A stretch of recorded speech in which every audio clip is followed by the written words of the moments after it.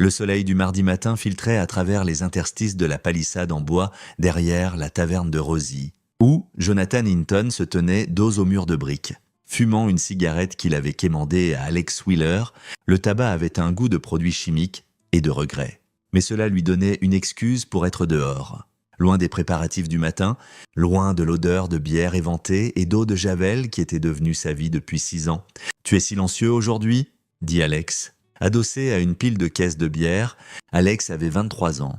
Plein d'énergie nerveuse et d'ambition, prévoyant d'économiser assez pour ouvrir son propre établissement un jour, Jonathan avait entendu ce discours une centaine de fois. Juste en train de réfléchir, Jonathan avait 42 ans, bien que les gens le prennent souvent pour plus jeune. 6 ans à servir des verres n'avaient pas adouci les angles durs de son visage ni l'alerte dans ses yeux sombres. Ses cheveux étaient de couper court, une habitude d'une autre vie dont il s'était éloigné. À propos de l'anniversaire de Meredith, Jonathan hocha la tête. Sa femme allait avoir 39 ans vendredi. Elle voulait un dîner tranquille, juste eux trois, lui, elle et leur fille June, pas de chichi. C'était Meredith tout craché, toujours pratique, toujours discrète. Elle travaillait comme infirmière au County General, faisant des doubles shifts pour aider à rembourser la dette médicale de l'opération de June 3 ans plus tôt, une appendicite qui avait tourné en complications, et même avec l'assurance, il grimpait encore hors de ce trou. « Tu as trouvé quoi lui offrir ?» demanda Alex. Avant que Jonathan puisse répondre, un escalade noir passa lentement devant l'entrée de la ruelle. Les yeux de Jonathan le suivirent automatiquement. Cataloguant des détails qu'il souhaitait pouvoir oublier, comment remarquer, vitres teintées, jantes personnalisées. La façon dont il se déplaçait avec une lenteur prédatrice dans le quartier, le véhicule ne portait aucun marquage de gang visible, mais Jonathan savait, tout le monde dans cette partie de la ville savait, l'équipage de Santos Stanton, le Nin Street Collective. Comme il s'appelait, bien qu'il soit aussi collectif qu'une meute de loups, ils avaient grossi au cours de l'année passée, élargissant leur territoire bloc par bloc. Entreprise par entreprise, la taverne de Rosie se trouvait juste à la limite de leur territoire revendiqué. « Ils sont repassés hier soir », dit Alex doucement, regardant le SUV disparaître au coin de la rue. « Après ton départ, Marco Potot et 2 autres ?» Jonathan tourna toute son attention vers le jeune homme. Qu'est-ce qu'il voulait? La même chose? De l'argent pour la protection? Ils ont parlé directement à Rosie cette fois. Lui ont dit qu'elle avait jusqu'à vendredi pour décider si elle voulait participer au partenariat communautaire. Alex rit amèrement. Partenariat comme si on avait le choix. Jonathan écrasa la cigarette sous son talon. Qu'est-ce que Rosie a dit? Qu'est-ce qu'elle pouvait dire? Elle leur a dit qu'elle y réfléchirait. Alex sortit son téléphone, vérifia l'heure. On devrait rentrer. L'affluence du matin commence bientôt. L'affluence du matin, chez Rosie, était un terme généreux pour la poignée d'ouvriers du bâtiment et d'infirmières de nuit qui s'arrêtaient pour un café et quelque chose pour atténuer la fatigue avant de rentrer chez eux. Jonathan se déplaça derrière le bar avec une économie efficace, ses mains connaissant la routine, verser, servir, nettoyer, répéter. C'était un travail abrutissant, exactement ce qu'il avait voulu 6 ans plus tôt quand il avait quitté sa vie précédente. La Syrie avait été son dernier déploiement. Officiellement, Jonathan Hinton n'avait jamais été en Syrie. L'unité avec laquelle il avait travaillé n'existait sur aucun registre du Pentagone, n'apparaissait dans aucun rapport budgétaire. Ils opéraient dans les espaces entre les guerres officielles et les opérations officieuses. Gérant des problèmes qui devaient disparaître discrètement, Jonathan avait été très bon pour faire disparaître les problèmes. Puis, il avait rencontré Meredith lors d'un séjour aux États-Unis, une rencontre fortuite dans un hôpital où il avait été soigné pour une blessure d'entraînement qu'il ne pouvait jamais vraiment expliquer. Elle était infirmière, nouvelle et sérieuse, et elle l'avait regardé comme une personne, pas comme une arme. Ils étaient ressortis ensemble pendant 6 mois avant qu'il ne la demande en mariage. Elle savait qu'il faisait du travail gouvernemental, quelque chose de classifié et dangereux. Elle lui avait demandé une fois s'il pouvait s'en éloigner. Il s'était surpris en disant oui. June avait alors 2 ans, née d'une relation précédente qui s'était mal terminée pour Meredith. Jonathan l'avait adoptée sans hésitation. Elle avait 7 ans maintenant, édentée et brillante, obsédée par la biologie marine malgré qu'ils vivent à 480 km de l'océan le plus proche. Son téléphone vibra, un message de Meredith. Magasin d'alimentation après le travail.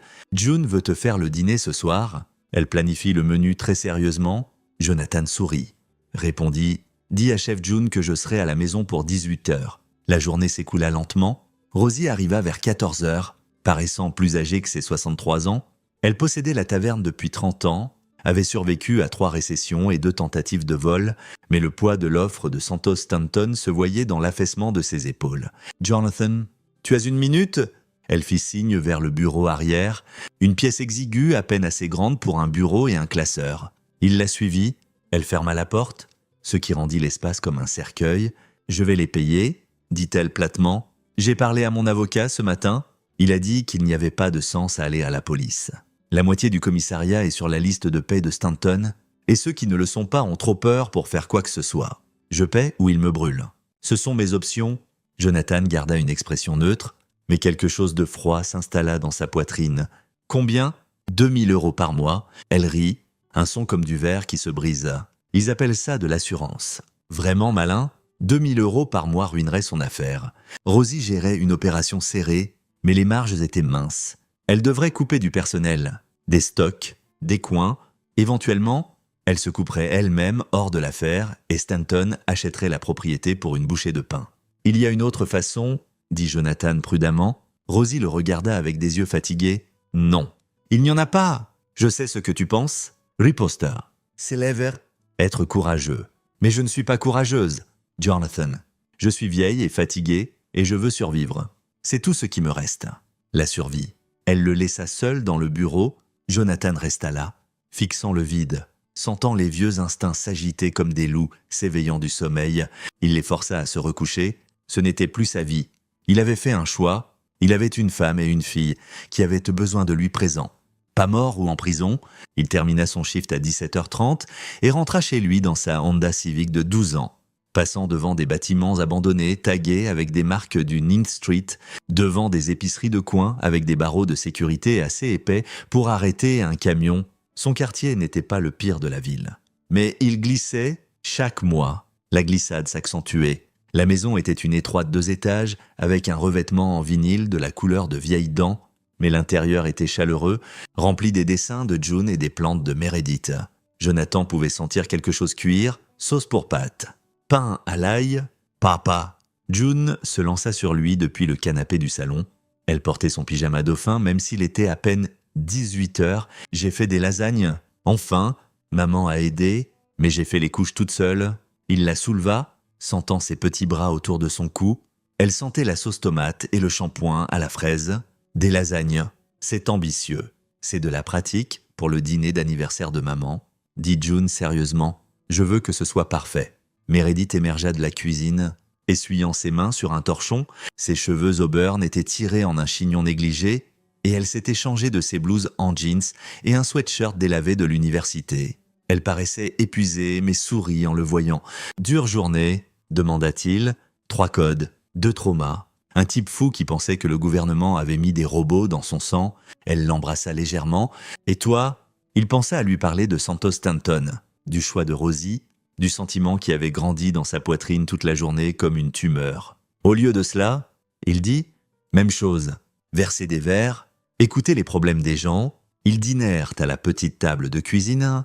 June narra une histoire élaborée sur un détective dauphin résolvant des crimes sous-marins. Meredith croisa le regard de Jonathan par-dessus la tête de leur fille et ils partagèrent un regard qui contenait des conversations entières. « Elle est incroyable. Nous sommes si chanceux. Comment avons-nous eu autant de chance ?» Après le dîner, après que June fut au lit, Jonathan et Meredith s'assirent sur la terrasse arrière. Le jardin était minuscule, à peine 6 mètres de profondeur, se terminant par une clôture en chêne qui les séparait de la ruelle. Une lumière de sécurité du garage du voisin projetait tout en un blanc dur. « Quelque chose ne va pas ?» dit Meredith. Ce n'était pas une question. Jonathan considéra de mentir, puis ne le fit pas. Le gang qui s'étend dans la zone, il presse Rosie pour de l'argent de protection. La mâchoire de Meredith se serra. « Mon Dieu, j'en ai tellement marre de ça. » L'hôpital fait face à la même chose. Ils ont approché l'administration le mois dernier pour du conseil en sécurité. C'est de l'extorsion, mais personne ne l'appelle comme ça. Rosie va payer. Quel choix a-t-elle ? Meredith serra son cardigan plus fort. La police ne fait rien. Le détective Nielsen était venu à l'hôpital la semaine dernière pour prendre une déclaration sur une victime de fusillade liée à un gang et une des infirmières a dit qu'elle l'avait vu prendre un café avec Marco Potts la veille. Un café comme s'ils étaient amis. Les mains de Jonathan se crispèrent en poing sur ses genoux. Ross Nielsen. Il rangea le nom. Je déteste cette ville parfois, dit Meredith doucement. Je déteste que June ne puisse pas jouer dans la cour avant sans que je surveille chaque seconde. Je déteste vérifier les verrous 3 fois avant de me coucher. Je déteste me sentir comme si on attendait juste que quelque chose de mauvais arrive. Rien ne va arriver, dit Jonathan, l'attirant près de lui. Je te le promets. C'était une promesse qu'il pensait pouvoir tenir. Mais les promesses, Jonathan l'apprendrait, sont faites d'espoir et de naïveté. Et elles se brisent aussi facilement que du verre. La routine du mercredi matin était identique à celle de mardi. Réveil à 5h30. Embrasser sa femme et sa fille endormies, conduire à travers l'aube grise jusqu'à la taverne de Rosie, Alex était déjà là, installant la station à café, paraissant avoir la gueule de bois et misérable. « Nuit difficile », demanda Jonathan. « La copine de mon colocataire reste avec nous. Ils se disputent bruyamment. À 3h du matin, Alex se frotta les yeux. « J'ai besoin de trouver un nouveau endroit. » La journée se déroula en rythme familier jusqu'à juste après-midi, quand la porte s'ouvrit et Marco Pototz entra avec 2 autres. Marco était bâti comme une borne d'incendie. Tout en muscles compacts et yeux morts, les 2 hommes qui le flanquaient étaient plus jeunes. Impatience. Essayant de paraître dur, Rosie n'était pas là. Jonathan était seul derrière le bar, Alex à l'arrière, vérifiant l'inventaire. « On peut vous aider ?» « Messieurs ?»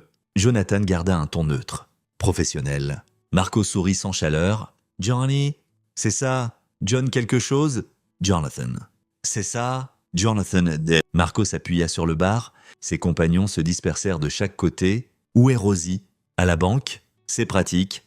On est venu finaliser notre arrangement. » Marco sortit son téléphone, montra une photo à Jonathan. C'était la taverne de Rosie, mais en feu, des flammes sortant des fenêtres. C'est ce qui arrive aux entreprises qui ne participent pas au programme de sécurité communautaire. Jonathan regarda la photo. Puis Marco, c'est un bâtiment différent. Malin le gars. Ouais, c'est différent. Mais il avait un propriétaire qui pensait pouvoir nous dire non. Maintenant, il n'a plus de propriétaire du tout. Marco rangea le téléphone. Rosie nous a dit qu'elle réfléchirait à notre offre. On est de retour pour entendre sa réponse. Elle est à la banque pour arranger les paiements. Jonathan le dit, ce n'était pas un mensonge. Rosie avait mentionné quelque chose sur son compte ce matin-là. Marco l'étudia avec ses yeux plats et morts. « Tu es drôlement calme pour un gars dont la patronne va perdre 2000 € par mois. »« Pas mon affaire. »« Non. Tu travailles ici depuis quoi ?»« 6 ans. Et tu t'en fous si elle coule. » Marco se pencha plus près. « Ou peut-être que tu t'en fous. Peut-être que tu penses à être un héros. Laisse-moi te dire quelque chose sur les héros dans ce quartier. Ils saignent comme tout le monde. » Un des jeunes gars ricana. Jonathan garda ses mains détendues sur le bar, même si chaque nerf de son corps chantait les vieilles chansons, calculant les distances, cataloguant les armes, le lourd cendrier en verre à sa droite, la bouteille de bourbon derrière lui, 3 cibles. Séquence d'élimination optimale. Marco en première. C'est lui la menace. Puis le gars à gauche qui touche sans cesse sa ceinture où se trouve probablement un pistolet, puis le nerveux à droite. Mais il ne bougea pas. Parce qu'il n'était plus cette personne, parce que Meredith et June comptaient sur lui pour rester en vie propre. « Bon, je ne suis pas un héros, » dit Jonathan. « Je suis barman. » Marco soutint son regard un long moment, puis se redressa. « Homme intelligent, tu dis à Rosie qu'on repassera vendredi pour le premier paiement, en liquide. Et dis-lui, il sourit à nouveau, dis-lui qu'elle a fait le bon choix, choisir la survie. » Ils partirent, les mains de Jonathan tremblaient. Il agrippa le bord du bar jusqu'à ce qu'elle se stabilise, puis se versa 2 doigts de bourbon et l'avala d'un trait. La brûlure aida. Alex émergea de l'arrière. Jésus-Christ. « Ça va ? Bien ? J'ai tout entendu. J'avais mon téléphone prêt à appeler le 911, mais... » Alex secoua la tête. « À quoi bon ? Hein ? Les flics ne viendront pas. Et s'ils viennent, ils prendront des déclarations et rien ne se passera. » Jonathan ne dit rien. Il pensait aux yeux morts de Marco Potts, à l'affaissement vaincu de Rosie, aux mots de Meredith sur la terrasse. « Nous attendons juste que quelque chose de mauvais arrive. » Son téléphone vibra. « Meredith, June veut savoir si tu peux la chercher à l'école aujourd'hui. Je dois travailler tard. » Il répondit « Bien sûr. À quelle heure ? » « Kidnadorkinasi. Tu es le meilleur. Je t'aime. Je t'aime aussi. » Jonathan rangea le téléphone et se remit au travail, versant des verres pour la foule de l'après-midi, faisant la conversation, prétendant que tout était normal, mais sous la surface, quelque chose se déplaçait. Les loups marchaient. À 15h, il dit à Rosie qu'il devait partir tôt pour une affaire familiale. Elle le congédia d'un geste distrité. déjà abattue par les choix qu'elle avait dû faire, Jonathan conduisit jusqu'à Lincoln Elementary, un bâtiment trapu en briques, entouré d'une clôture en chêne. Il se gara dans la file de ramassage et attendit. June sortit avec un groupe d'autres enfants, son sac à dos presque aussi grand qu'elle. Son visage s'illumina en voyant la voiture, et elle courut, ouvrant la porte. « Papa, tu es là ?» Elle grimpa, s'attachant avec une efficacité pratiquée. « Maman a dit que tu étais super occupé aujourd'hui.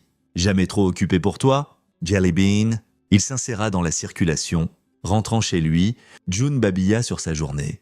Un projet de science sur les écosystèmes, un garçon nommé Tyler qui l'avait poussé sur la cour de récré, son professeur, Madame Kim, qui était la meilleure prof ever. Jonathan écouta, fit les bruits appropriés, mais une partie de son esprit était ailleurs, traquant l'escalade noire qui était apparue dans son rétroviseur 3 blocs plus loin. Il resta 2 voitures derrière, correspondant à sa vitesse. Le pouls de Jonathan s'accéléra, il prit un virage à droite, l'escalade suivit, un autre à droite, toujours là. « Papa, t'as raté notre rue ?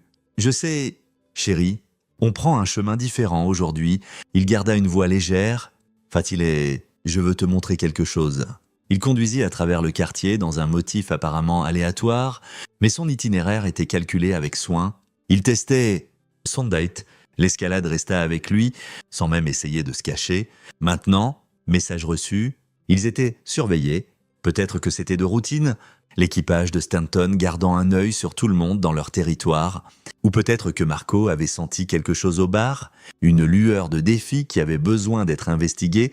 De toute façon, Jonathan ne pouvait pas rentrer chez lui, pas avec une filature. Il ne pouvait pas les mener à sa maison, à Meredith. Il se gara dans le parking d'un centre commercial, occupé par la circulation après l'école. L'escalade passa lentement, puis tourna dans une autre rangée, ne suivant pas maintenant, mais traînant. Observant, « Qu'est-ce que tu voulais me montrer ?» demanda June. Confuse, changement de plan. Et si on prenait une glace en attendant que maman finisse le travail ?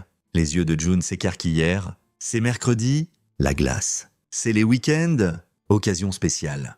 Tes lasagnes brillantes d'hier soir méritent une célébration. Il se détacha et sortit, scannant le parking. L'escalade était partie, mais ça ne voulait rien dire. Ils entrèrent dans la boutique de glace, commandèrent Rocky Road pour elle, Vanille pour lui. Ils s'assirent près de la fenêtre, et June parla de Dauphin pendant que Jonathan surveillait le parking. 20 minutes passèrent, aucun signe de l'escalade. Peut-être avait-il été paranoïaque, peut-être que la filature avait été une coïncidence. Son téléphone sonna. Alex Wheeler. « John, où es-tu » La voix d'Alex tremblait. Boutique de glace sur Hawthorne. « Pourquoi ? Tu dois revenir ? Quelque chose est arrivé. La police est là. Il y a... » La voix d'Alex se brisa. « John, je suis tellement désolé. C'est Meredith. » Le monde bascula. Jonathan se leva si vite que sa chaise tomba. « Qu'est-ce qui est arrivé à Meredith ? Elle est... John, elle est morte. Quelqu'un l'a tuée dans votre garage. J'ai donné ton numéro à la police et ils ont dit qu'ils appelleraient... Mais je pensais que tu devrais l'entendre de quelqu'un qui... » La main de Jonathan s'engourdit. Le téléphone claqua sur le sol. June le fixait, la glace oubliée, fondant sur sa main. « Papa, qu'est-ce qui ne va pas ? Papa ?» Il ne pouvait pas parler, ne pouvait pas respirer. Sa vision se rétrécit à un seul point d'obscurité absolue. Et de cette obscurité, les loups émergèrent, affamés, impatience. Prêt à chasser, le détective Ross Nielsen avait l'air d'un homme qui avait cessé de se soucier de son travail des années plus tôt, mais qui se présentait encore pour le chèque. Il était en surpoids, rougeaud, portant un costume qui avait été élégant en 2010. Il se tenait dans le garage de Jonathan comme s'il en était propriétaire, prenant des notes sur un petit bloc tandis que 2 officiers en uniforme empêchaient Jonathan d'entrer. M. Hinton. « Je comprends que c'est difficile, mais j'ai besoin que vous restiez dehors. C'est une scène de crime. » Jonathan fixa par-dessus l'épaule de Nielsen la forme couverte d'une bâche jaune. Meredith. Sa femme, la femme qui l'avait convaincu que la vie pouvait être bonne, normale, sûre. « Je veux la voir. Ce n'est pas conseillé. Monsieur, je veux voir ma femme. » Nielsen soupira, jeta un regard aux officiers en uniforme. « Donnez-nous 1 minute. » Ils reculèrent. Nielsen s'approcha, baissant la voix. « M. Hinton, votre femme a été assassinée brutalement. Vous ne voulez pas que votre dernier souvenir d'elle soit « J'ai déjà vu des morts ?» Quelque chose scintilla dans les yeux de Nielsen. « Vraiment ? Bougez !» Nielsen ne bougea pas. « Je suis détective depuis 18 ans. J'ai dû dire à beaucoup de gens que leurs proches étaient repartis. Et j'ai appris que certains pensent vouloir voir, mais ils ne le veulent vraiment pas. Faites-moi confiance là-dessus. Vous faire confiance ? Jonathan répéta doucement. Les mots avaient un goût de poison. Vous êtes le détective qui prend un café avec Marco Potts ? Le visage de Nielsen se figea. Pardon ? Vous m'avez entendu ? Je ne sais pas de quoi vous parlez ? Si vous le savez, Jonathan s'approcha. Tout le monde dans ce quartier sait. La moitié du commissariat est sur la liste de paix de Santos Stanton. Vous en faites partie. La mâchoire de Nielsen se serra. Vous êtes en état de choc. Vous dites des choses que vous ne pensez pas. Je vais prétendre que je n'ai pas entendu ça. Est-ce qu'ils l'ont tué ? La voix de Jonathan était à peine au-dessus d'un murmure. Était-ce Stanton ? Nous ne savons pas encore qui a fait ça. Nous enquêtons. Vous mentez. M. Hinton. Y avait-il un mot ? Les yeux de Nielsen scintillèrent juste une seconde. Mais Jonathan le capta. « Quel mot ?» demanda Nielsen. « Vous savez quel mot ?» Ils se fixèrent. Finalement, Nielsen sortit son téléphone, montra une photo à Jonathan. C'était le corps de Meredith. Jonathan refusa de laisser ses yeux se concentrer sur les détails, sur la brutalité et sur sa poitrine. Un morceau de papier. Il zooma. Le mot disait « Ta fille est la prochaine ?» 47 témoins n'ont rien vu. Les mains de Jonathan se crispèrent en poing. 47 témoins, chaque maison dans ce bloc, dit Nielsen doucement, chaque fenêtre, chaque voisin. Nous canvassons maintenant. Mais il s'interrompit. Mais personne n'a rien vu. Les gens dans ce quartier ont appris qu'il est plus sûr de ne pas voir. Et vous, qu'avez-vous appris qui est plus sûr ? Le visage de Nielsen durcit. Je vais prétendre que vous êtes en choc et vous donner un pass pour cette attitude. Mais j'ai besoin que vous pensiez attentivement à vos prochains mouvements. M. Hinton. Votre femme est morte, votre fille est mentionnée dans une menace. La chose intelligente, la seule chose, est de coopérer avec nous, laissez-nous faire notre travail et gardez la tête basse. Gardez la tête basse, répéta Jonathan. C'est ça ? Parce que si vous faites quelque chose de stupide, quelque chose d'imprudent, vous allez finir mort ou en prison. Et alors ? Où cela laisse-t-il votre petite fille ? Jonathan regarda à nouveau par-dessus Nielsen la bâche, la forme qui avait été la femme qu'il aimait. Il pensa à l'escalade qui le suivait. Il pensa aux yeux morts de Marco Potts, à ses menaces décontractées. Il pensa à Santos Stanton assis quelque part confortablement, donnant des ordres, jouant au marionnettiste. Et il pensa à June assise dans la maison d'un voisin en ce moment, ne sachant pas que sa mère était morte, ne sachant pas qu'elle avait été menacée, ne sachant pas que son monde venait de se terminer. « Où est ma fille ?» demanda Jonathan. Une voisine l'a prise. Madame Baron, je pense, a dit qu'elle la surveillerait jusqu'à ce que vous soyez prêts. Jonathan commença à marcher vers la maison d'Harriet Baron de porte plus loin. Nielsen l'appela « M. Hinton. Je suis sérieux. Ne faites rien de stupide. Nous attraperons qui a fait ça. » Jonathan ne se tourna pas. « Non, vous ne le ferez pas. » Il s'éloigna, laissant Nielsen dans le garage à côté d'un corps qui deviendrait une statistique.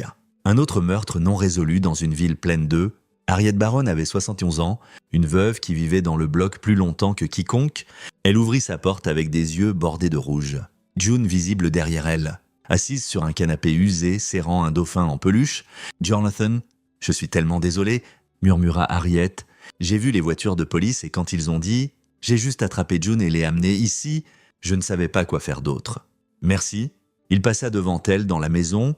June leva les yeux vers lui et il vit dans ses yeux qu'elle savait que quelque chose de terrible était arrivé, même si elle ne savait pas exactement quoi. « Papa, où est maman ?» Il s'agenouilla devant elle, prenant ses petites mains dans les siennes, et pour la première fois en 6 ans, Jonathan Hinton se permit de sentir le poids de ce qu'il avait abandonné, les compétences qu'il avait enterrées, l'homme qu'il avait essayé d'arrêter d'être. Maman est partie. Jellybean, elle ne reviendra pas. Le visage de June se froissa. Elle se jeta sur lui, sanglotant dans son épaule, et Jonathan la serra, sentant quelque chose en lui se briser et se reformer en quelque chose de plus dur, de plus froid, de plus familier. Il avait fait une promesse à Meredith que rien n'arriverait. Il avait échoué, mais il pouvait faire une nouvelle promesse maintenant à June, à la mémoire de Meredith, à lui-même. Les gens qui avaient fait ça paieraient. Tous ceux qui donnaient les ordres, ceux qui les suivaient et ceux qui regardaient ailleurs. 47 témoins n'avaient rien vu. D'ici qu'il en est fini, ils feraient des cauchemars sur ce qu'ils avaient refusé de voir. Jeudi était l'enterrement, petit, intimé, tenu dans une chapelle qui sentait le vieux bois et le chagrin. June s'assit entre Jonathan et la sœur de Meredith, Kate Wilkerson, qui avait volé de Denver la veille au soir. Kate ressemblait à Meredith. Mêmes cheveux auburn, mêmes yeux verts, et chaque fois que Jonathan la regardait, il sentait la perte à nouveau. Le service fut bref, Meredith n'avait pas été religieuse. Donc les mots du pasteur parurent creux, génériques, une vie réduite à des platitudes sur le paradis et la paix et le plan de Dieu. Jonathan s'assit à travers ça avec la mâchoire serrée, sentant la petite main de June dans la sienne, ses épaules tremblant de larmes silencieuses. Après, à la réception dans le sous-sol de la chapelle, les gens approchèrent avec des condoléances qui ne signifièrent rien, des collègues de l'hôpital, des voisins du bloc, Alex Wheeler paraissant perdu, Rosie pleurant ouvertement. Ross Nielsen se montra, ce qui prenait du culot. Il coinça Jonathan près du café. « Je voulais vous donner une mise à jour », dit Nielsen doucement. « Nous poursuivons plusieurs pistes. Vraiment, nous avons trouvé des preuves suggérant que cela pourrait être lié à un gang. Mais nous... Quel gang ?» Nielsen hésita. « Nous ne sommes pas prêts à nommer des suspects pour le moment. L'équipage de Santos Stanton. M. Hinton.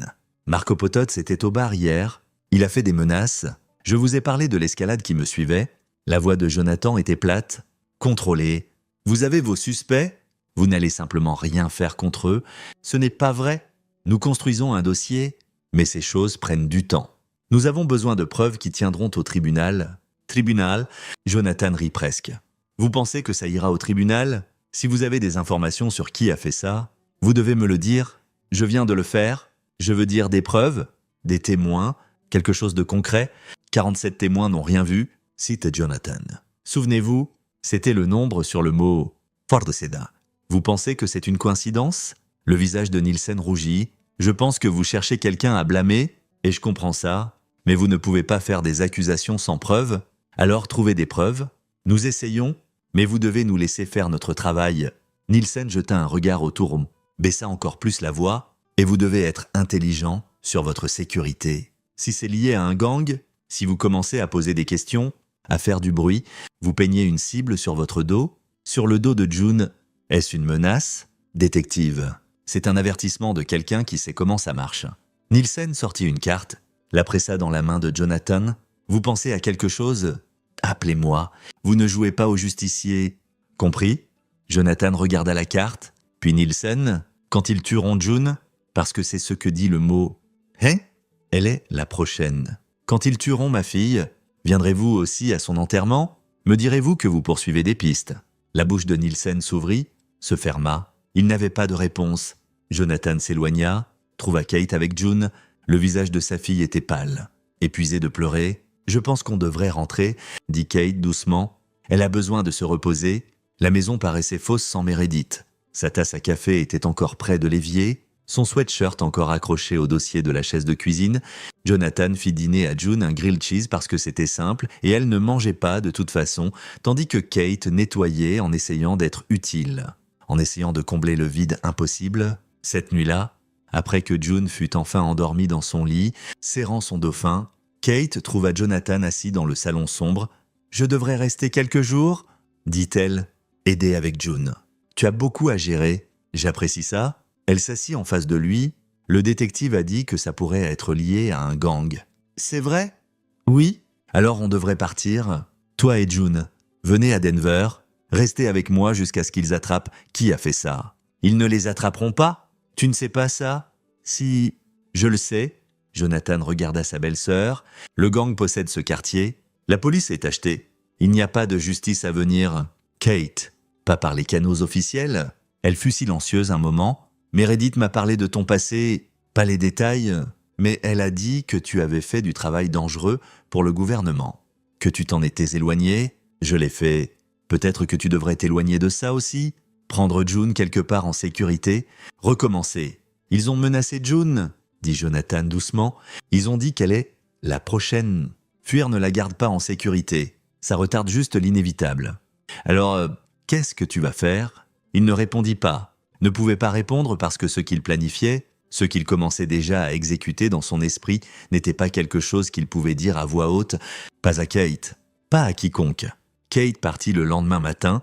Vendredi, elle avait pris un congé d'urgence de son travail, mais elle devait y retourner, avait des responsabilités. Elle serra June fort. promettant d'appeler tous les jours, promettant de visiter bientôt. Elle serra aussi Jonathan. « S'il te plaît, ne fais rien de stupide », murmura-t-elle. « June a besoin de toi. Je sais. » Après son départ, Jonathan emmena June à l'école. Le directeur avait offert de la laisser rester à la maison aussi longtemps qu'elle en avait besoin, mais June avait demandé à y retourner. Routine est normale, avait-elle dit. Maman voudrait qu'elle continue d'apprendre. Jonathan se tenait dans la file de ramassage, regardant sa fille entrer dans le bâtiment avec son sac à dos trop grand, et sentit les derniers morceaux de son ancien soie tomber. Le barman, le civil, l'homme qui croyait aux secondes chances et aux ardoises propres. Cet homme était mort. Il rentra à la taverne. Rosie était derrière le bar, Alex restockant les bouteilles. Ils levèrent tous deux les yeux quand il entra. « John, » dit Rosie prudemment, « tu ne devrais pas être ici. Prends du temps libre aussi longtemps que tu en as besoin.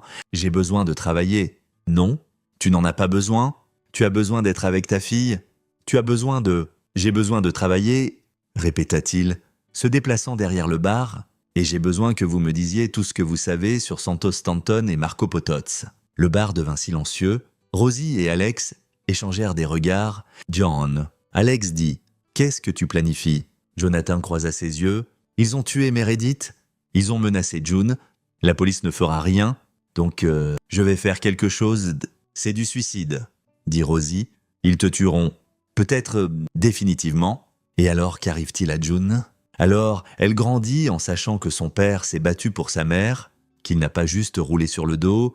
La voix de Jonathan était stable, froide. « Mais je ne planifie pas de mourir. Je planifie autre chose. »« Quoi ?» demanda Alex. Jonathan sourit. Et ce n'était pas une expression amicale. « Je planifie de leur rappeler que certains savent riposter. » Il sortit son téléphone, ouvrit le navigateur de recherche et tapa « Santos Stanton 9th Street Collective ». Vendredi après-midi, il cessa d'être un barman. Il commença à être ce qu'il était en Syrie.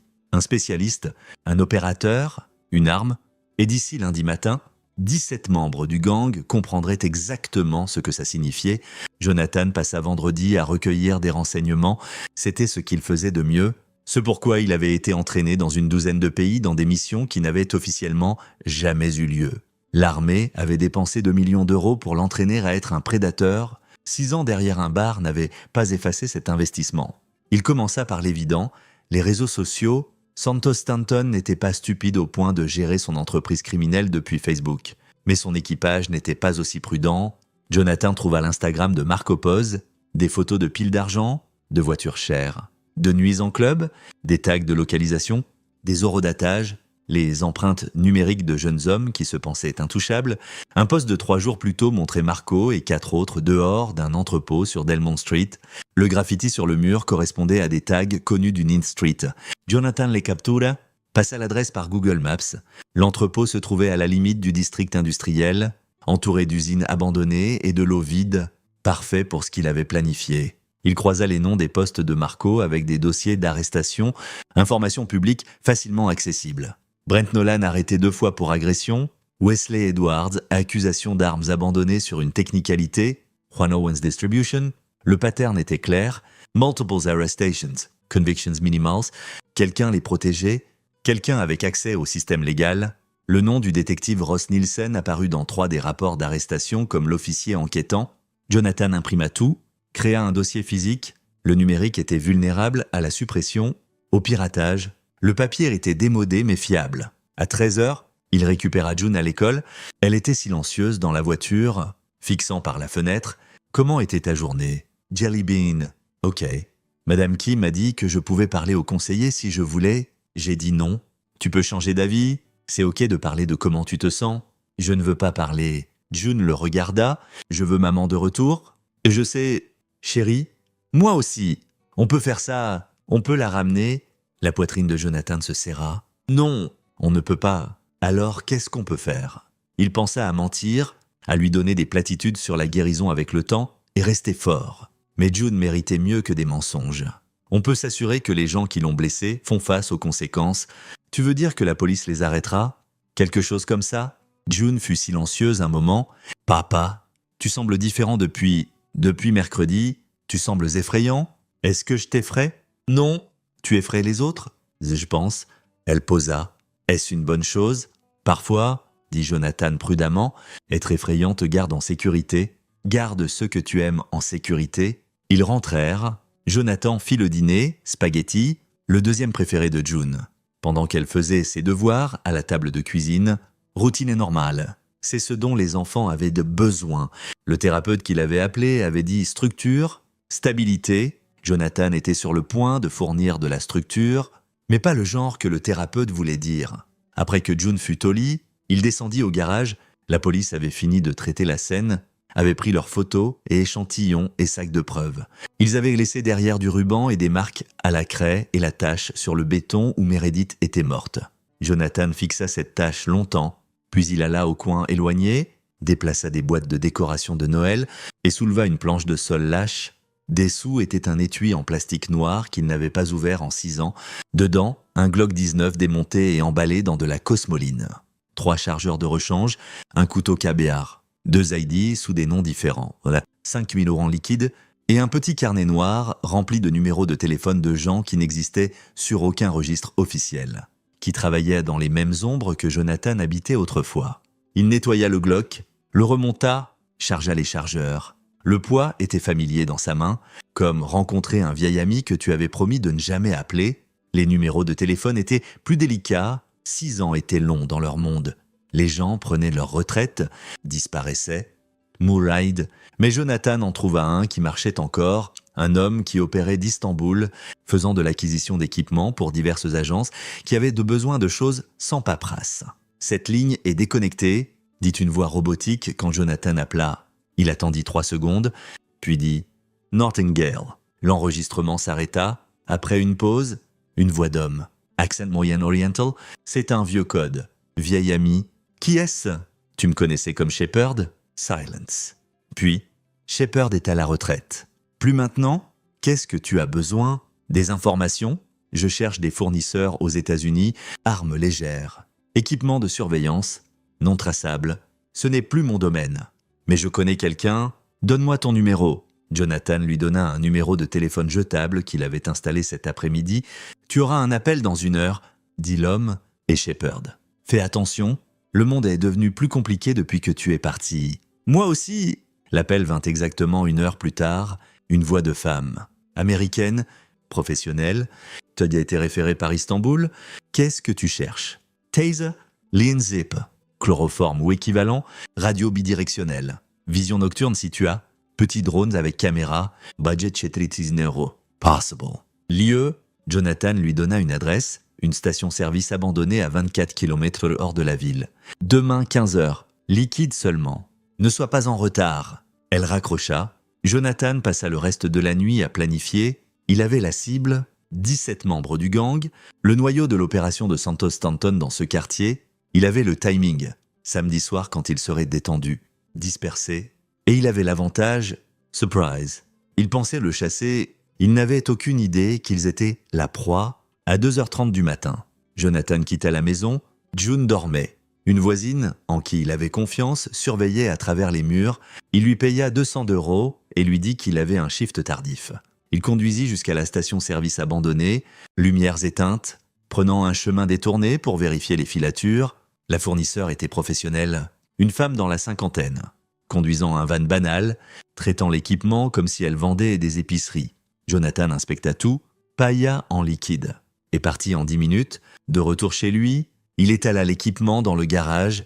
Le taser était de grade militaire, 50,000 volts, les liens zip étaient résistants, évalués pour 90 kg de lutte. Le chloroforme était en fait quelque chose de plus moderne, un sédatif à action rapide en aérosol. Les lunettes de vision nocturne étaient des modèles plus anciens mais fonctionnels. Le drone était de grade commercial mais capable. Tout ce dont il avait besoin pour devenir un fantôme. Samedi, il passa la journée avec June. Ils allèrent à l'aquarium, son endroit préféré, et marchèrent parmi les requins et méduses et dauphins. June sourit pour la première fois depuis mercredi, pressant son visage contre la vitre, regardant les grands dauphins jouer. Ils sont si intelligents, dit-elle. Ils ont leur propre langage. Qu'est-ce que tu penses qu'ils disent? Probablement parlent de où sont les poissons, ou peut-être qu'ils racontent des histoires. Elle leva les yeux vers lui. Tu penses que les animaux se souviennent comme nous? Comme si l'ami d'un dauphin meurt? Est-ce qu'il s'en souvient? Jonathan s'agenouilla à côté d'elle. Ouais, Je pense qu'ils se souviennent. Bien, je ne veux pas oublier maman. Tu ne l'oublieras pas, je te le promets. Ils prirent une glace après, une nouvelle tradition, peut-être, ou juste quelque chose pour remplir le temps. Jonathan regarda sa fille manger sa Rocky Road et sentit le poids de ce qu'il était sur le point de faire. S'il mourait ce soir, June serait orpheline. Kate la prendrait, probablement l'élèverait bien, mais s'il n'agissait pas, s'il laissait les tueurs de Meredith libres, qu'est-ce que ça enseignerait à June? Que le mal gagne, que la violence reste impunie? Non, mieux valait se battre et risquer de perdre que de se rendre sans lever le poing. À 19h, il emmena June à nouveau chez Harriet Baron. La vieille femme ne posa pas de questions, juste serra June et promit qu'elle ferait des cookies. « Quand reviens-tu » demanda June. « Demain matin, je dois travailler tard ce soir. Tu mènes. » June dit doucement. « Tu fais quelque chose pour maman ?»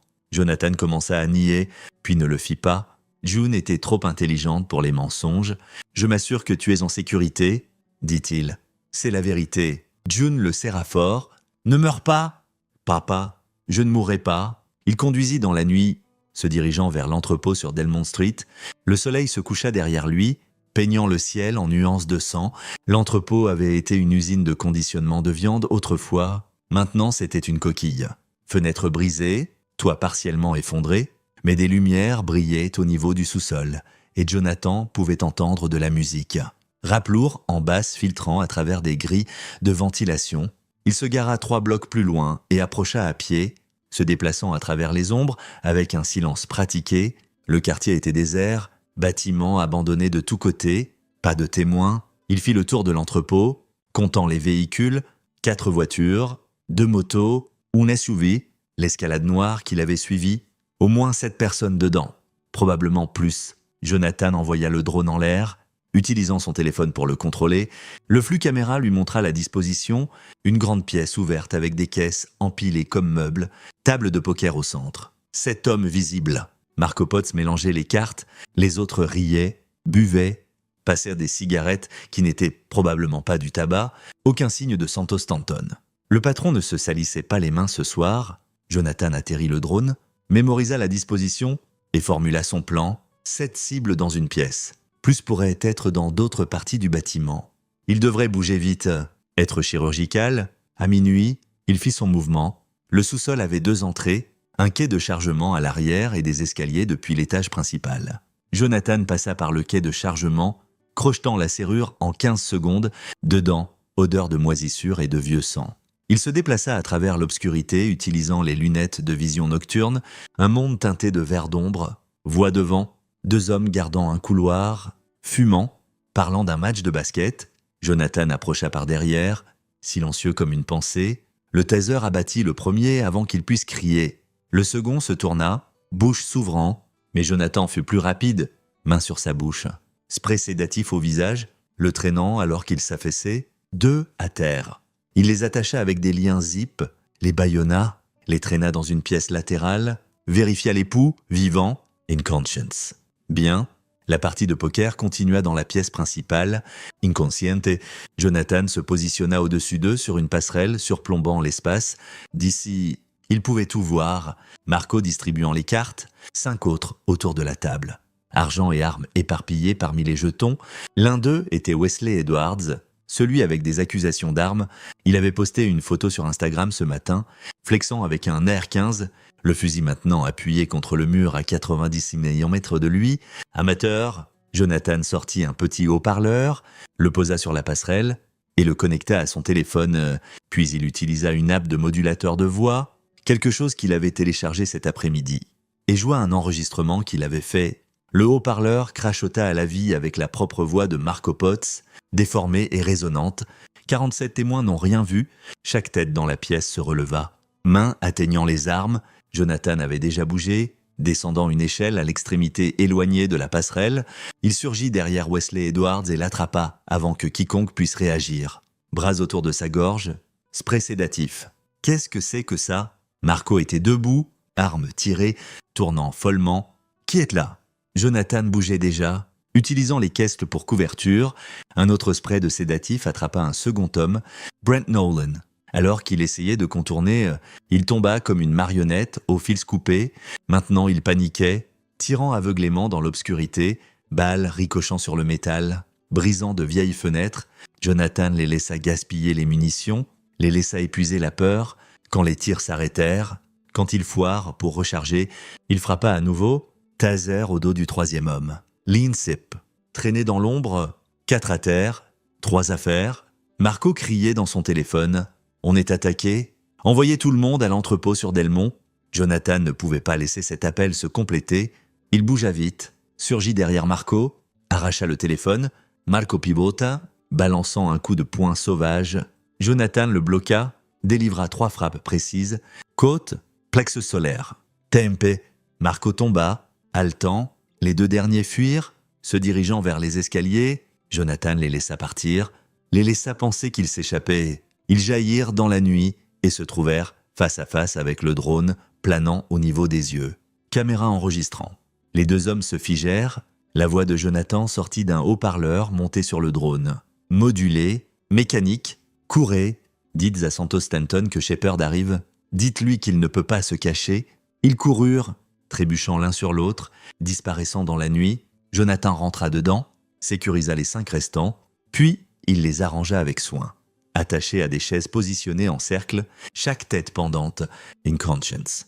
Au centre du cercle, il plaça un morceau de papier écrit en marqueur noir, épais. 17 ont commencé avec 7, ta fille est la prochaine. De 20, ma fille vient pour toi. À côté du papier, il plaça le téléphone de Marco Potts et un petit haut-parleur Bluetooth, puis il partit, se fondant dans les ombres, conduisant loin avant que les renforts arrivent. Au moment où l'équipage de Santos Stanton arriva, 12 hommes, lourdement armés, prêts pour la guerre. Ils trouvèrent leurs amis inconscients, humiliés, marqués. Le message était clair, quelqu'un les chassait, quelqu'un qu'ils ne pouvaient pas voir venir, et ils n'avaient que commencé. Dimanche matin, la nouvelle éclata, les médias locaux reprirent l'histoire, membres de gangs trouvés inconscients dans une attaque d'entrepôt. La police enquêtait, aucune arrestation n'avait été faite. Jonathan s'assit dans sa cuisine lisant l'article sur son téléphone pendant que June mangeait des céréales en face de lui. Elle jetait sans cesse des regards vers lui avec des questions dans les yeux, mais elle ne les posa pas. Il était rentré à 3 heures du matin, avait pris une douche et dormi 2 heures avant que June se réveille. Son corps était endolori. 6 ans de vie civile l'avaient un peu ramolli. Bien que la mémoire musculaire revenait, mais la mission avait été un succès. 7 à terre, 10 à faire. Son téléphone vibra, un numéro inconnu. Il répondit « Shepard ». La voix était digitalement altérée, mais Jonathan reconnut le rythme. C'était un des hommes qu'il avait laissé s'échapper parlant. « Santos veut rencontrer, discuter de ça. »« Non, il a dit de te dire qu'il y a eu un malentendu sur ta femme. Ce n'était pas nous ?» La poigne de Jonathan se serra sur le téléphone. « Si, c'était... On ne tue pas de civils. Ce n'est pas comme ça qu'on opère. » Santos pense peut-être que c'était un équipage rival essayant de nous faire mal paraître. Alors qui a laissé le mot, qui savait pour les 47 témoins, « silence ». C'est ce que je pensais. Jonathan dit « Dis à Santos que je viens pour tout le monde dans son organisation, tous ceux qui ont donné des ordres, suivi des ordres ou regardé ailleurs, en commençant par Marco Potts. Marco est à l'hôpital. Tu lui as fracturé le crâne ? J'aurais dû le tuer. La prochaine fois, je ne serai pas si gentil. Tu signes ton arrêt de mort ? Tu sais ça ? Haine. On a 100 soldats ? Tu es un homme seul ? J'étais un homme seul en Syrie aussi. Ça n'a pas bien tourné pour les gens que je chassais. Il raccrocha. June l'observait avec de grands yeux. Papa. Quoi ? Mange tes céréales. Jelly bean ? Mais, June, s'il te plaît. Elle reprit à manger, mais sa main tremblait légèrement sur la cuillère. Jonathan détestait ça. Détestait voir la peur dans les yeux de sa fille. Mais la peur était mieux que la complaisance. La peur te gardait alerte. À midi, sa sonnette retentit. Jonathan vérifia le Judas, vit Ross Nielsen debout sur son porche. « Reste dans ta chambre » dit Jonathan à June. « C'est la police ?»« Oui, c'est ok. Je m'en occupe. » Il ouvrit la porte mais n'invita pas Nielsen dedans. « M. Hinton » dit Nielsen prudemment. « Nous devons parler de quoi ? De l'incident à l'entrepôt hier soir. 7 membres d'une Inn Street Collective ont été attaqués par un assaillant inconnu. Ils prétendent que c'était vous. C'est intéressant. Est-ce vrai ? Pourquoi attaquerais-je des membres de gang ? Parce qu'ils ont tué votre femme. » Jonathan croisa les yeux de Nielsen. « L'ont-ils fait ? Nous enquêtons encore. »« Hein ? Eh bien, j'étais chez moi hier soir avec ma fille. » Demandez à la voisine qui la surveillait. Nielsen sortit un petit carnet. Harriet Barron. Elle a dit que vous êtes parti vers 19h30 et n'êtes revenu qu'à 3h du matin. Je suis allé travailler un shift tardif au bar. Demandez à Rosie. On l'a fait. Elle a dit que vous n'étiez pas programmé hier soir. Jonathan haussa les épaules. Alors, je suis allé faire un tour. Je ne pouvais pas dormir. Ma femme vient d'être assassinée. Un tour qui a coïncidé avec la nuit où 7 membres de gang ont été attaqués. Les coïncidences arrivent. Détective. Nielsen s'approcha, baissant la voix. Je sais ce que vous êtes. J'ai passé des appels. Votre dossier militaire est scellé, mais les gens parlent. Vous étiez opération spéciale. Opération noire, le genre de gars qui fait disparaître les problèmes. C'était il y a longtemps. Des compétences comme ça ne disparaissent pas. Elles deviennent juste dormantes. La mâchoire de Nielsen se serra. Vous jouez un jeu dangereux. Santos Stanton a des connexions partout dans cette ville. Vous attaquez son équipage. Il ripostera. Et la prochaine fois, ce ne sera pas juste votre femme. Ce sera votre fille, vos voisins, tous ceux à qui vous avez tenu. Est-ce une menace, détective, ou juste un autre avertissement que vous êtes obligé de donner avant de regarder ailleurs? J'essaie de vous aider. Aidez-moi. Vous êtes sur la liste de paye de Stanton. Tout le monde le sait, donc, soit arrêtez-moi, soit sortez de mon Porsche. Le visage de Nielsen rougit. Vous n'avez pas de preuve de ça? Pas encore. Ils se fixèrent. Finalement, Nielsen recula. Vous faites une erreur, dit-il. Une dont vous ne pourrez pas revenir. L'erreur a déjà été faite. Détective mercredi après-midi dans mon garage. Tout ce qui arrive maintenant est juste conséquence. Nielsen partit. Jonathan le regarda s'éloigner, puis appela la voisine qui avait surveillé June hier soir, lui paya 200 € de plus pour oublier exactement à quelle heure il était parti et revenu. L'argent achetait beaucoup d'oubli dans ce quartier. Dimanche après-midi, il emmena June visiter la tombe de Meredith. Il l'avait enterrée au cimetière Fairview, sous un chêne, dans un lot qui avait coûté plus que Jonathan pouvait se permettre. Mais June avait voulu quelque part de joli, quelque part que maman aimerait. Ils s'assirent sur l'herbe, June cueillant des pissenlits et les arrangeant sur la pierre tombale. « Tu penses qu'elle peut nous voir ?» demanda June. « Je ne sais pas. Peut-être. J'espère qu'elle sait qu'elle nous manque. Elle le sait. Jelly Bean. » June fut silencieuse un moment, puis « Papa, les gens qui ont blessé maman, est-ce que tu les blesses en retour ?» Jonathan ne répondit pas immédiatement. Il fixa le nom de Meredith gravé dans le granit. « Meredith Ann Hinton. Épouse et mère bien-aimée ?»« Oui, dit-il enfin. Je le fais. Est-ce mal ? Certains diraient que oui. Qu'est-ce que tu dis ? Je dis que quand le système échoue, quand les gens qui sont censés te protéger ne le font pas, parfois tu dois te protéger toi-même. » June hocha lentement la tête. Traitant ça, tu vas les tuer ? June, je veux savoir. Vas-tu… Jonathan regarda sa fille de 7 ans et vit quelqu'un de plus âgé le regarder en retour, quelqu'un qui avait grandi vite ces 4 derniers jours, quelqu'un qui comprenait que le monde n'était pas juste ou sûr ou gentil. Si je dois, dit-il, pour te garder en sécurité. Oui. June tendit la main et prit la sienne. Ok. Ils restèrent là jusqu'à ce que le soleil commence à se coucher, puis rentrèrent.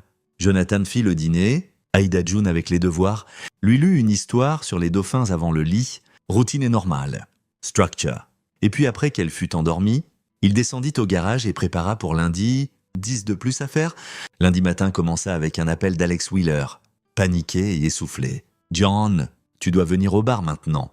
Quelque chose est arrivé ?» Jonathan s'habilla vite, vérifia que June dormait encore, laissa un mot disant qu'il reviendrait bientôt et conduisit jusqu'à la taverne de Rosie. La vitre avant était brisée, verre éparpillé sur le trottoir. Quelqu'un avait lancé une brique à travers et peint sur la brique en spray rouge. Homme mort. Rosie se tenait dedans, balayant le verre avec des mains tremblantes. Alex clouait du contreplaqué sur la fenêtre. « Ils sont venus à 5 heures du matin ?» dit Rosie sans préambule.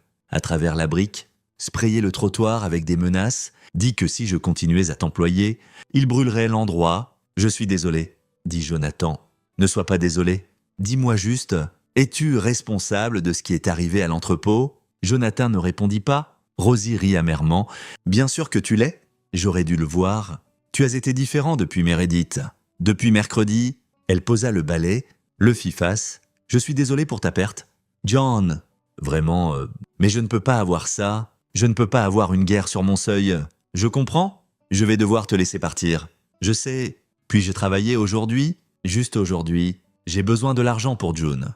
Le visage de Rosie se froissa. « Mon Dieu, oui, oui, bien sûr, je te paierai jusqu'à la fin du mois, tout ce dont tu as besoin. Aujourd'hui suffit. » Il travaillait à un shift servant les habitués du matin, écoutant leur bavardage sur l'attaque de l'entrepôt. Tout le monde avait des théories. Certains pensaient que c'était un gang rival, d'autres pensaient que c'était un justicier. Un ouvrier du bâtiment nommé Barry Abbott, se pencha sur le bar et dit doucement « Qui que ce soit qui l'a fait est un héros. Quelqu'un se levant enfin contre ces salauds, chose dangereuse à dire à voix haute, observa Jonathan. Peut-être, mais j'en ai marre d'avoir peur dans mon propre quartier. Marre de payer de l'argent de protection à des voyous. Marre de les regarder se pavaner comme s'ils nous possédaient. Barry finit sa bière. J'espère que qui que ce soit le fait encore et encore jusqu'à ce qu'ils soient tous partis. Il laissa un billet de 20 €, sortit. Jonathan empocha le pourboire et pensa aux conséquences, à ce qui arrive quand on brise le contrat social. Quand on prend la justice dans ses propres mains, la chose était qu'il ne se souciait plus des conséquences, pas pour lui-même, seulement pour June. À 14 h, son téléphone vibra. Numéro inconnu. Ouais, Shepard. La voix était la même digitalement altérée que la veille. Santos a une contre-offre. Pas intéressé? Attends, écoute juste. Il sait qu'il ne peut pas laisser passer ce que tu as fait. Mais il sait aussi que tu es dangereux. Entraîné, expérimenté, il est prêt à appeler une trêve. Tu arrêtes, on arrête, tout le monde s'en va. Qu'en est-il de Meredith? C'est compliqué, décomplique. La voix soupira. Ok, tant de vérité. Le coup sur ta femme n'était pas l'appel de Santos. C'était Marco Potts agissant indépendamment. Il pensait que tu étais une menace après que tu lui as tenu tête au bar. Donc il a décidé d'envoyer un message. Mais il est allé trop loin. Santos n'a pas autorisé de tuer un civil. Le sang de Jonathan se glaça. Tu dis que Marco l'a tué seul? Lui et 2 autres, Wesley Edwards et Brent Nolan. Ce sont eux qui l'ont fait. Et le mot menaçant, June, idée de Marco, il pensait que ça te ferait peur pour te soumettre. Une pause. Santos l'a appris après coup, il était furieux. Ce n'est pas comme ça qu'on opère, on ne cible pas les enfants. L'esprit de Jonathan courait. Si c'était vrai, et il n'était pas sûr que ça l'était. Alors Marco Potts avait signé son propre arrêt de mort et Santos essayait de sauver la face, maintenir le contrôle. Donc Santos veut un accord. Jonathan dit « J'arrête de chasser son équipage et en échange, il me donne Marco, Wesley et Brent. Les 3 responsables, je fais ce que je veux avec eux.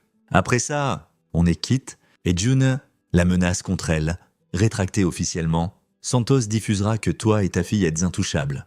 Quiconque vient après vous répond à lui. C'était une offre tentante, justice pour Meredith, sécurité pour June. Et tout ce que ça coûterait était d'arrêter sa campagne contre le Ninth Street Collective.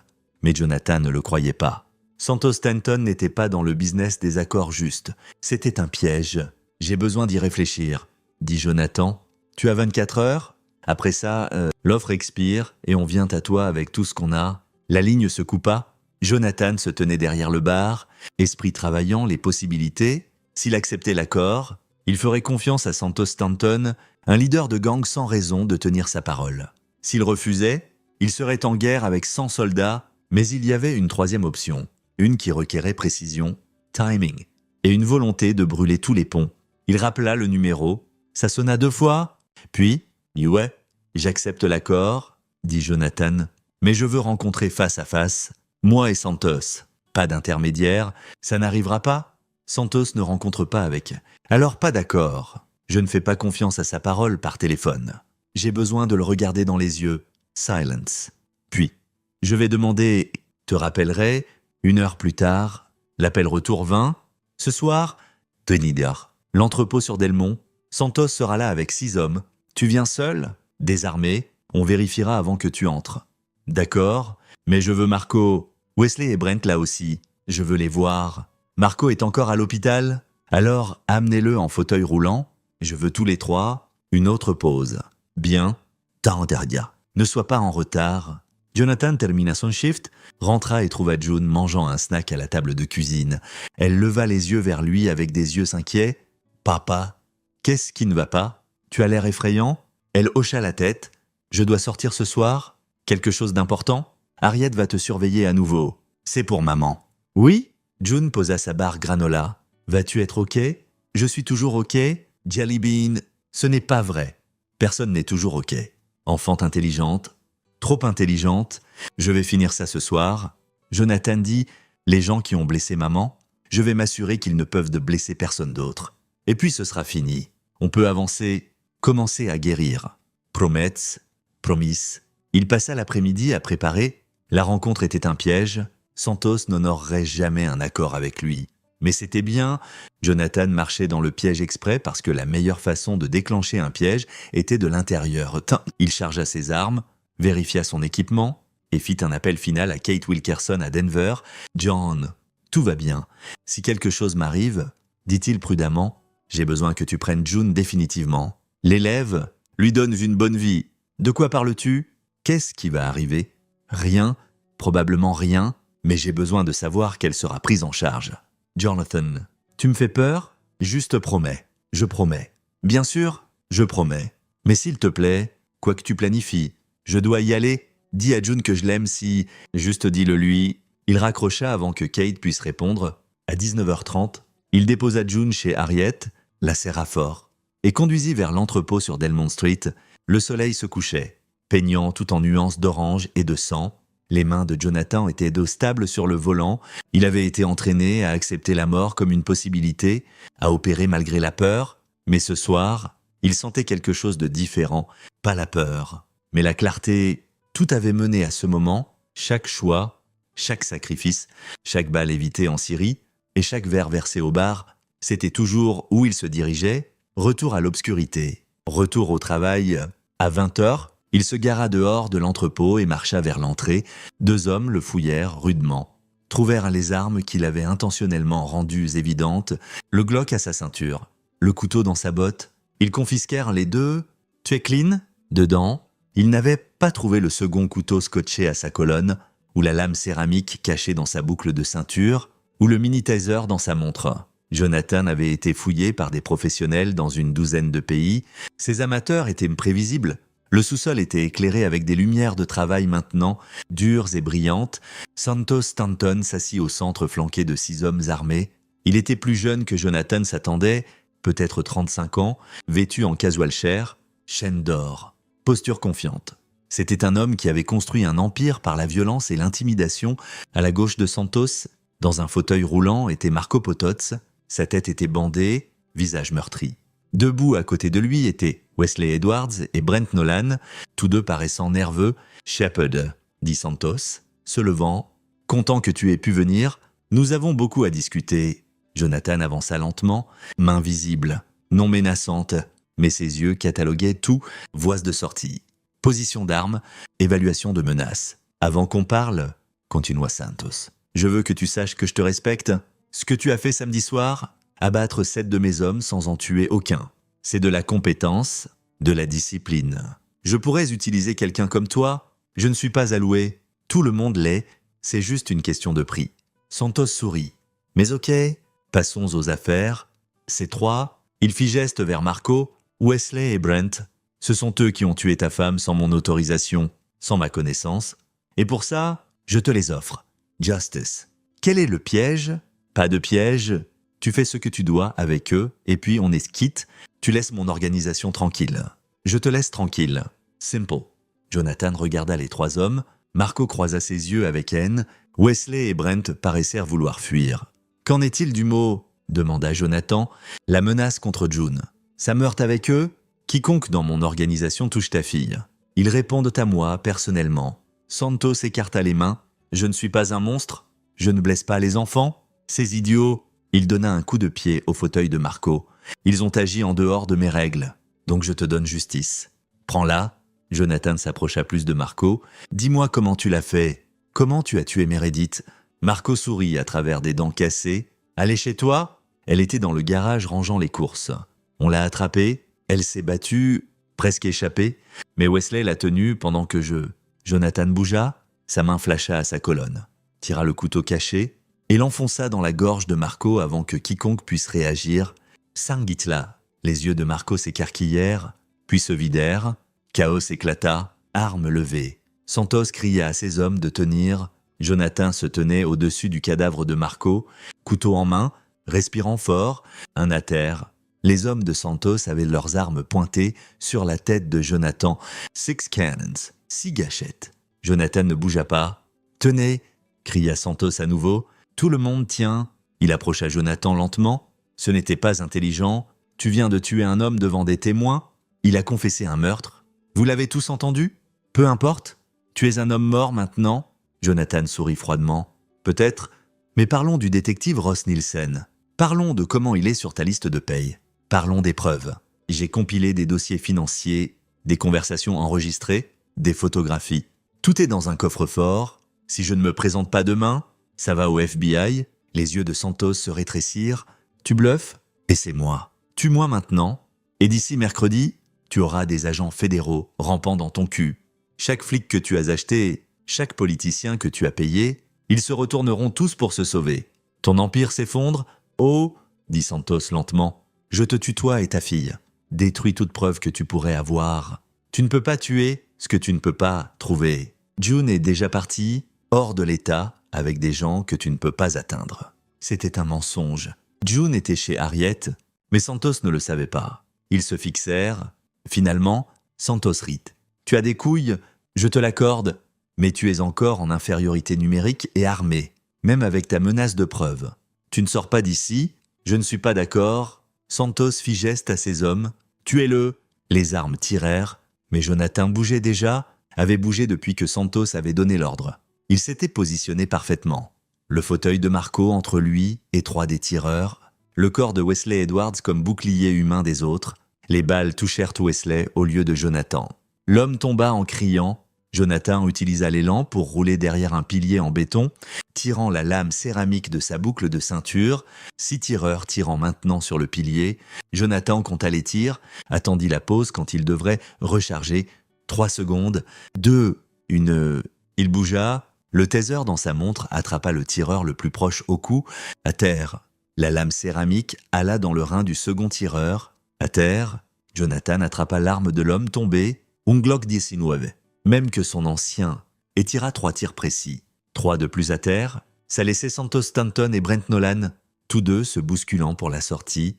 Jonathan tira dans la jambe de Brent, il tomba hurlant, Santos atteignit les escaliers, mais Jonathan fut plus rapide, le coupant. « C'est fini », dit Jonathan, arme pointée sur la poitrine de Santos. Santos leva les mains, respirant fort. « Tu ne peux pas me tuer, je suis trop connecté, les gens viendront après toi, laisse-les venir. » Et ta fille, tu penses vraiment qu'elle sera en sécurité si tu me tues ? Mon équipage la chassera pour toujours. Jonathan considéra ça. Santos avait raison. Le tuer peindrait une cible permanente sur le dos de June. Le Nin Street Collective n'arrêterait jamais, à moins qu'il n'y ait plus de Nin Street Collective pour venir après elle. Tu as raison, dit Jonathan. Je ne peux pas te tuer. Mais je peux faire quelque chose de mieux. Il baissa légèrement l'arme, fit geste à Santos de mettre ses mains derrière son dos. Confus, Santos obéit, Jonathan l'attacha avec des liens zip, puis fit de même à Brent Nolan, qui pleurait de douleur et de peur. Puis Jonathan sortit son téléphone et composa le 911. Je voudrais signaler une fusillade de masse à un entrepôt sur Delmont Street. Multiple victims. Le tireur est Santos Stanton, leader du Nin Street Collective. Il est encore ici. Attaché. Je suis un citoyen concerné. S'il vous plaît, envoyez des unités immédiatement. Il raccrocha, regarda Santos. Voici ce qui va arriver. La police te trouvera ici avec 6 cadavres et des preuves de ton entreprise criminelle. Les armes ont tes empreintes. J'en ai assuré quand je les ai arrangées. Des témoins te placeront ici ce soir. Et le détective Nielsen, il va être trop occupé à sauver son propre cul pour t'aider. Tu m'as piégé, murmura Santos. Je l'ai fait. Et d'ici que tu sortes de prison, si tu sors, June sera adulte et je serai parti depuis longtemps. De toute façon, tu ne la toucheras jamais. Santos bondit, essaya de donner un coup de tête à Jonathan. Jonathan s'écarta, délivra un coup de poing précis à la tempe de Santos. Le leader du gang tomba inconscient. Jonathan entendit des sirènes au loin. Temps de partir, il prit la sortie arrière, se déplaçant à travers l'obscurité avec une efficacité pratiquée. Au moment où la police arriva, il était 3 blocs plus loin.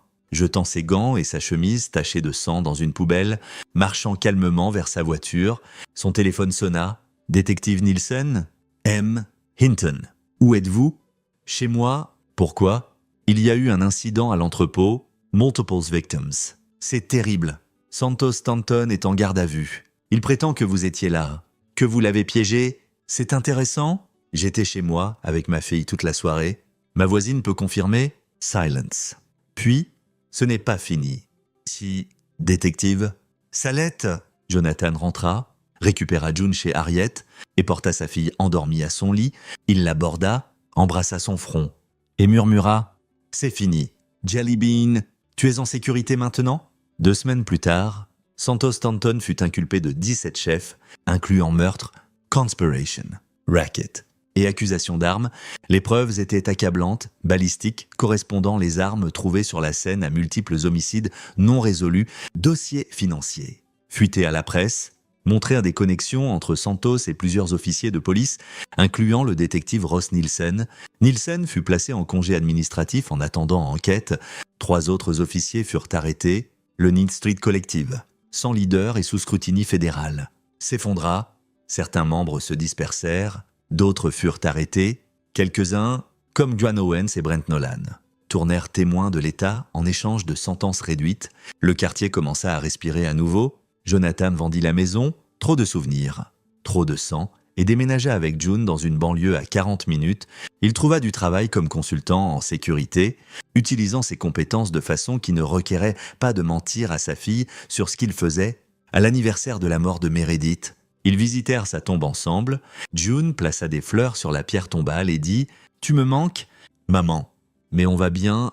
Papa s'est assuré qu'on va bien. » Jonathan passa son bras autour de sa fille. « Ta maman serait fière de toi, Jelly Bean, de ta force. » « Est-ce que ça valait le coup ?» demanda June doucement. « Ce que tu as fait. »« Oui. Regrettes-tu quoi que ce soit ?» Jonathan pensa au corps dans l'entrepôt, aux vies qu'il avait prises et détruites, à Marcopod se vidant de son sang, à Santos Stanton pourrissant en prison, à la carrière de Ross Nielsen en ruine. « Non, dit-il, je ne regrette pas. Ils se tenaient là dans la lumière du soleil, vivance, en sécurité, ensemble. Et quelque part au loin, Jonathan pouvait entendre les loups chanter, plus en chasse, juste hurlant à la lune, satisfait. Pour l'instant, c'est ici que notre histoire se termine. Partagez vos pensées dans la section des commentaires. Merci pour votre temps précieux. Si vous avez aimé cette histoire, assurez-vous de vous abonner à cette chaîne. Ça m'aiderait beaucoup. Cliquez sur la vidéo que vous voyez à l'écran et je vous verrai